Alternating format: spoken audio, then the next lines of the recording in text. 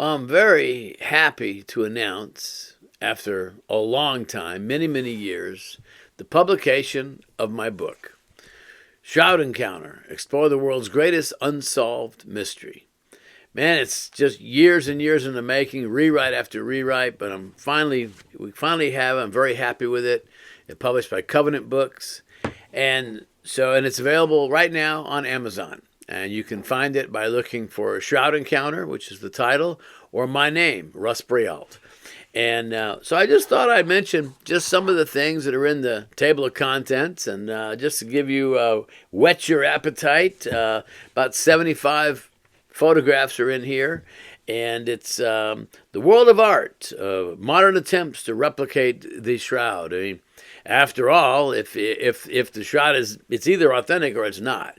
And if it's not, well, it must be the work of an artist. If that's the case, then how was it done? Who did it? And let's look at some various attempts at how people have tried to show how some alleged medieval artists came up with it. And so we'll look at it from that standpoint. We'll look at a lot of different versions. Science tackles the world's greatest unsolved mystery. You know, the shroud is the most analyzed artifact in the world. I mean, thousands of hours of analysis have been applied, and yet it remains a mystery. You might know that there's no trace of any kind of paint, ink, dye, or pigmentation or stain, and so we're going to look at all of the different intrigues of science and all the tests that they applied, and all that'll be in that chapter. And then forensic analysis of the body. You know, I mean, after all, thousands of people were crucified. How do we know it's Jesus? Could be the shroud of anybody. But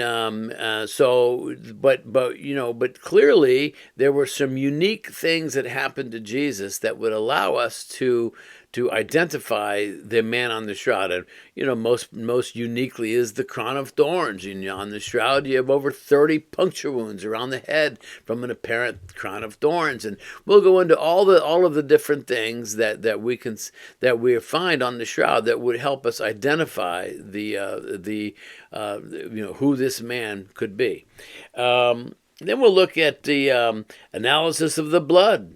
Oh, well, is it blood, or is it just paint, or is it animal blood? That's we've determined quite a bit from the blood chemistry on the shroud. And then let's see, understanding the image. There's a lot of theories as to how the image came to be. We're going to look at all those various theories and see their strengths and weaknesses. And then at the end, the last chapter of the book is kind of a mind blower in terms of some new possibilities for how the shroud could have been formed.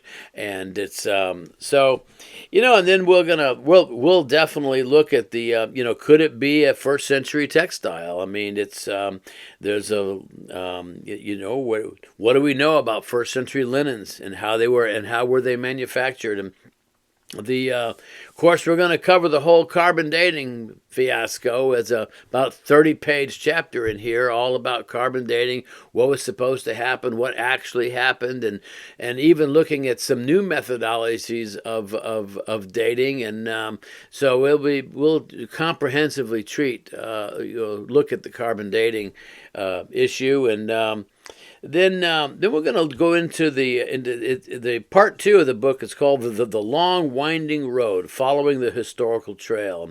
One of my favorite chapters here is chapter 9, which is called The Challenge of Art History. Because, it's very interesting is that, if the shroud is not authentic, well, then it must be the work of an artist. And they allege, the critics allege, that it must be the work of a 14th century artist. And so we're going to explore known 14th century artists. We're going to look at their artwork. We're gonna see if anybody in the 14th century had the skills or the capability to craft what we see on the Shroud of Turin, and it's a fascinating chapter, and I hope you are able to pick up this book and read it.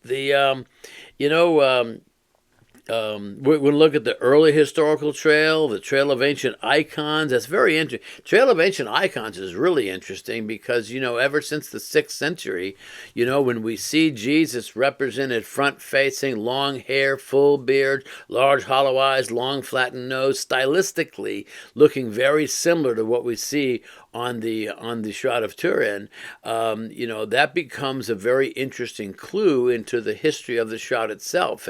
And could the shroud be the actual genesis for all these ancient icon images of Jesus, and that even instruct our understanding even today for what Jesus looked like? Go and watch any movie with watch The Chosen and see how Jesus is represented: long hair, full beard.